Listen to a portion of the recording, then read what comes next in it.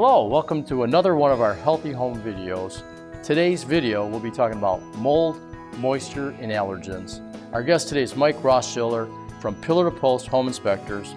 Thanks for coming out today to speak with us, Mike. Absolutely, Tony. It's my pleasure and I appreciate the opportunity. You and your company provide a wide variety of inspections for home buyers, but today I'd like to focus in on some of the healthy home aspects. When inspecting a home, how does your company find out if there's molds present in a home, and how do you find out if they're harmful to someone's health? As far as finding out if mold is in a home, there's actually several ways. The first two are obvious, and most people can do that. They use their nose and they use sight. Most people have walked into a home and they have that smell going through their nose, musty, mildewy. Automatically, there's been moisture presence there. The other way is sight. You look at it, you see a stain on a wall. If you see that stain on the wall, well, it's probably mold. Then you would go into the next step of testing it or cleaning up. So if I wanted to know more about what type of molds are actually in the home, does your company test for that? Yes, we do test for it. And there are a couple ways that we can do that. The first one is we'd use a pump to collect some air samples in cassettes. We use 3 air samples.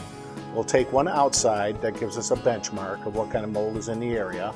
Then we'll do 2 inside, maybe down in the basement or in a living room or a master bedroom or wherever the customer thinks the mold may be.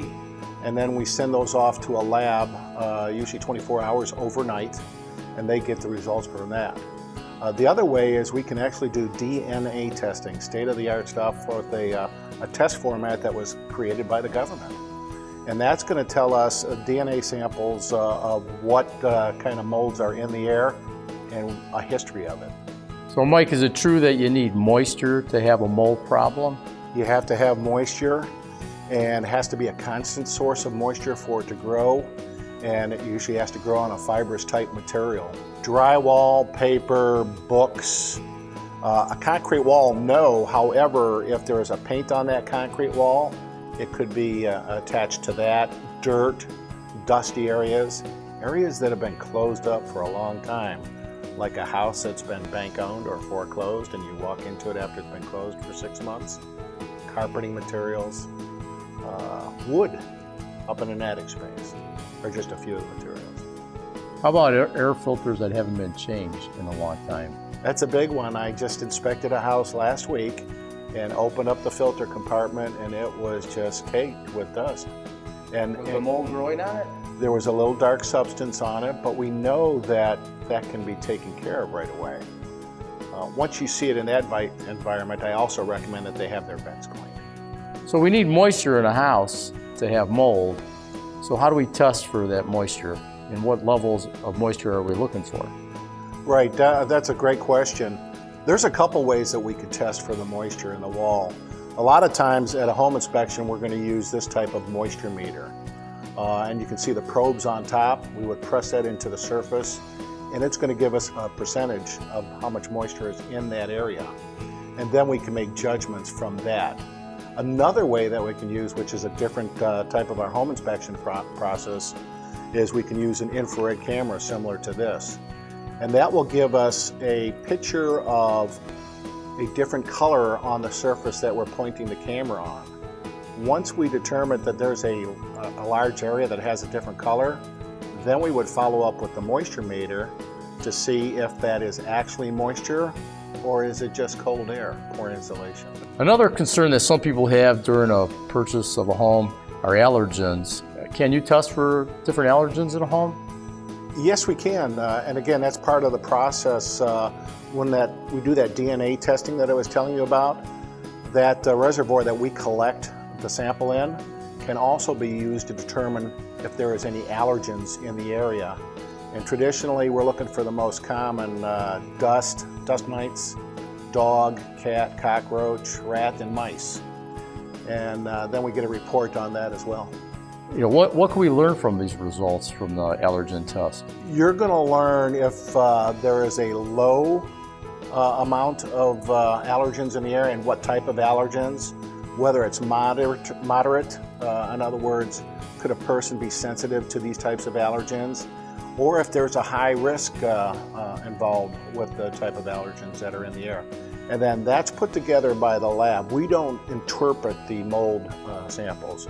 And we get a report back from the lab, and it'll traditionally tell you how much of what type of mold is there. And then is it elevated, is it slightly elevated, or is it okay? The problem with the interpretation is Tony allergic to this type of mold and Mike is not, or vice versa?